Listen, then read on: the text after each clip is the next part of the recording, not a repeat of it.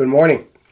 I was recently talking with my wife, and she had told me how she missed my brief screencast.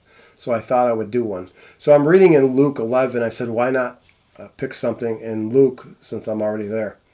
And I chose public prayer. And I chose to do it with Luke 11, where Luke talks about the Lord's Prayer. Then let's read the text and we'll go from there.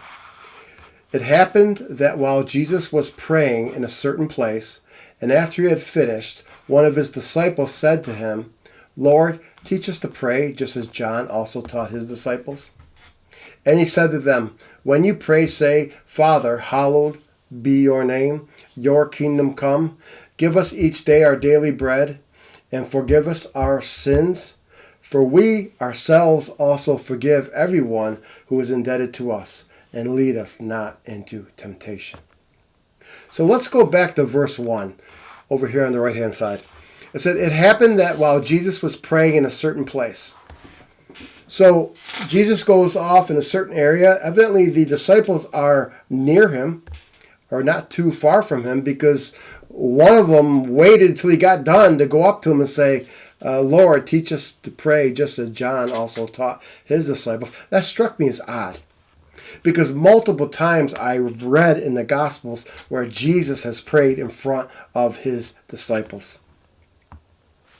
They didn't know what they already had in front of them. But let's move on. So disciples is methetes. It means learner. It means student. So a disciple of Jesus is a learner. And one of these learners, one of these students, one of these disciples said, Lord, teach us to pray. So my question is, what led him to ask Jesus about praying? And I know the obvious answer is, Lord, teach us to pray just as John taught us. But I think there's something else here. They watched and they heard Jesus praying throughout his ministry. And I could have picked many more, and they're not in any order, but I want to share a few with you. John chapter 11, that great section where Jesus raises up Lazarus. So Jesus says, roll away the stone. So they removed the stone, and then Jesus raised his eyes and said, Father, I thank you that you have heard me. I knew that you always hear me. Check this out. But because of the people standing around, I said it, so that they may believe that you sent me. And when he said these things, he cried out with a loud voice, Lazarus, come forth. And we know if he didn't mention Lazarus by name, all the dead corpse in the tombs in Jerusalem would have, or in Bethany, would have came out. And then John 17, Jesus spoke these things and lifted up his eyes to heaven and said, Father, the hour has come, glorify your Son, that the Son may glorify you. Now this is the high priestly prayer. Most scholars say this is the true Lord's Prayer. The Luke 11 and Matthew 6 version of the Lord's Prayer, that's really disciples' prayer. That's really a pattern of prayer.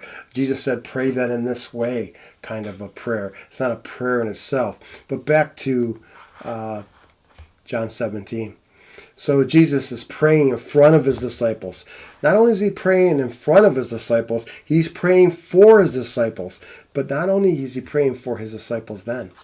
You go down a little farther, he prays for his future disciples, us. And then we know the feeding of the 4,000 and the 5,000. Jesus does this remarkable multiplication miracle of the loaves, of the fishes and the loaves. And when he does that, he gives thanks. I can envision him lifting up his eyes again to his Father and thanking his Father for who he is and for what he has done. My point is, they already were being taught how to pray. They were watching Jesus pray throughout his ministry.